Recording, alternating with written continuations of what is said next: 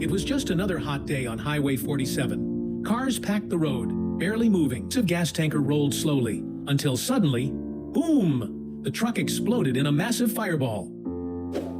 Before we continue, like and subscribe. Flames shot across the road, igniting nearby cars in seconds. People screamed. Chaos erupted. Gasoline-fed fire spread like lightning.